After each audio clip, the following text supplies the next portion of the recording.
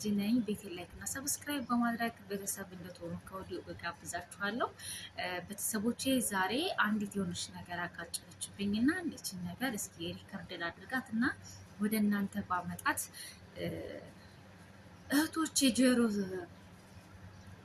ጆሮ ውስጥ ሲደርስ ምን አይነት ሜሴጅ ሊያስተላልፍ ይችላል? አይ ሆፕ ተወዱታላችሁ ብዬ ነው ያሰብኩት። ለማንኛውም ዛሬ ይዤላችሁ የመጣሁት እዚህ አረብ ሀገር መተን ስለምትፈጥሩት የፍቅር ግንኙነት ሪሌሽንሽፕ እና ስለምትገቡበት አደጋ አንዳንድ ነገሮች ማለት ትፈልጋለሁ። ይሄ የፍቅር ሪሌሽንሽፕ የፍቅር ግንኙነታችሁ ወይ ሳትመጡ ገና ኢትዮጵያ ውስጥ ሊሆን ይችላል፣ ወይም ደግሞ እዚህ ከመጣችሁ በኋላ በተለያዩ የሶሻል ሚዲያዎች ግንኙነቶች ይፈጠራሉ ማለት ነው።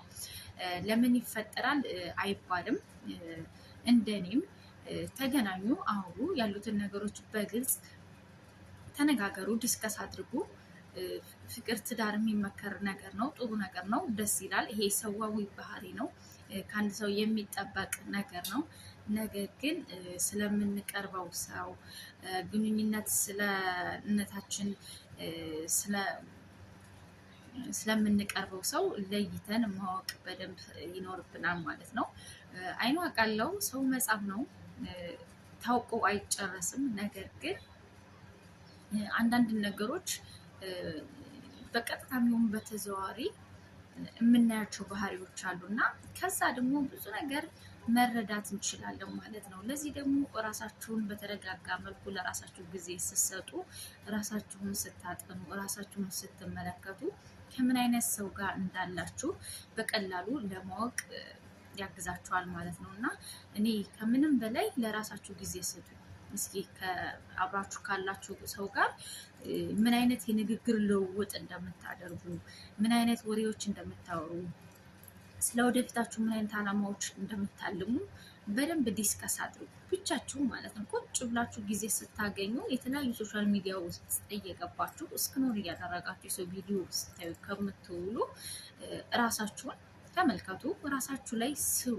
ዋናው ትልቁ ነገር እዚህ ላይ ነው የምታገኙት ማለት ነው። ሲቀጥል ደግሞ ቀድሜ እንደተናገርኩት ኢትዮጵያ ውስጥም ሊሆን ይችላል፣ ተጀምሮ የመጣ ሊሆን ይችላል፣ አሁንም በተለያዩ ሶሻል ሚዲያዎች ውስጥ ሊሆን ይችላል ማለት ነው። እና ሲጀመር ወንድ ልጅ አይደለም ሴት ልጅ የእውነት ከልባ የምታፈቅረውን የምትወደውን ወንድ እኔ ቸግሮኛል፣ ቢቸግራት እንኳን ቸግሮኛል ብር ስጠኝ አትለው።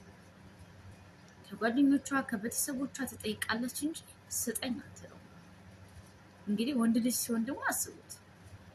ስለዚህ ለእናንተ ለወደፊትሽ የሚፈልግሽ ወንድ ጾሙን ብሎ ለምን አያድርም? ለምን አንድ ሳምንት ያለ ምግብ አያድርም? አይጠይቅሽ። አንደኛ በቃ ይሄ አንቺን ሳንቲም የሚጠይቅሽ ወንድ ከሆነ ያለምንም አማራጭ ያለምንም እድል ቀይ ካርድ ስጪ። ይሄን ነው የምመክራችሁ ማለት ነው። ሲቀጥል በጣም ብዙ ነገር ውስጥ ገብታችሁ ብዙ ውስጥ ከሄዳችሁ በኋላ ብር ላኩ ልትባሉ ትችላላችሁ። እዚህ ላይ እንደውም ለመግለጽ ራሱ የከበዱኝ ቃላቶች አሉና ብዙ ነገር ውስጥ ከገባችሁ በኋላ የሆነ ሰዓት ላይ ትባንናላችሁ ማለት ነው። የሆነ ሰዓት ላይ ትባንናላችሁ። ኮመንት ስር ሊሆን ይችላል ኢንቦክስ እየመጣችሁ የፍቅረኛዬን የዋትሳፕ፣ የቴሌግራም፣ የኢሞ አካውንት መጥለፍ እፈልጋለሁ፣ ማየት እፈልጋለሁ፣ ባህሪው ተቀይሮብኛል የምትሉ እህቶች አላችሁ። የምራችሁ ነው? የእውነቴን ነው የምለው። ከምራችሁ ነው? ግን እንግዲህ አስቡት፣ የሱን ሶሻል ሚዲያ አካውንት መጥለፍ ትፈልጋላችሁ።